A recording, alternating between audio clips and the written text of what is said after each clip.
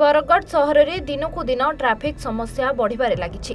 Traffic समस्या को नहीं बरगढ़ धर्मशाला छकरे आज रास्ता रोक कले बरगढ़ सहरर युवक माने। बरगढ़ सहरर लेंगु मिश्र छक को जीरा ब्रिज पर्यंत थिबा दुकान मानक सम्मुखरे प्रतिदिन बेआईन पार्किंग करा जाउछि। तेबे जनसाधारण बहु समस्यार सम्मुखीन हेबा सह दुर्घटना मध्य घटुछि।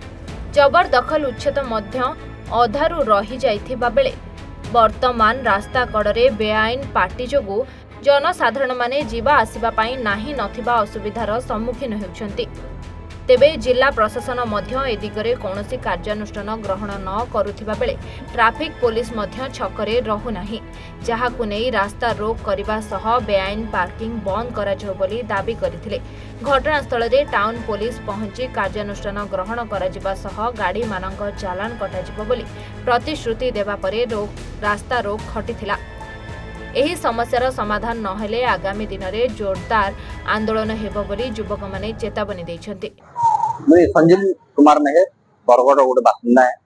एटा देखुन हमर जीरा ब्रिज रो नै करी लेंगु मिश्र शब्द से जिन जबरदखल मामला होचे सेटा तो अलगा जिनिस है, किंतु डेली दिन प्राय हमर टली पड़ा लोग आ अमापली आडू जे लोग आउ से माने डेली दिन माने ट्रैफिक समस्या रे हैरान हो जाओ। तो हमें बारंबार प्रशासन के कहूँ पुलिस के कहूँ ट्रैफिक वाले को कहूँ, किंतु कहीं किसी करवार नहीं। ट्रैफिक वाले 10-20 टकर बिक्री 10 टका नहीं साइड हो डेली दिन माने हैरान हो।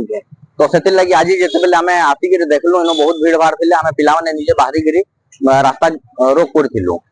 तारपरे अधा घंटा घंटे गला पुलिस आईएससी आमर टाउन आईएससी आईते से एक्सपीरियंस देकर कहीन जे माने डेली चालान कटवा बोली जेन भी गाड़ी मझी रोड रे रहबा से जेन व्हाइट गार होचे व्हाइट गार भीतर जे रहला बोले चालान कटा जिबा बोली हमको कहिसन। तार परे हमें रास्ता रोक रो ओरी ना किछि गल्ला बेले हमें फिर पूरा जाम करबो।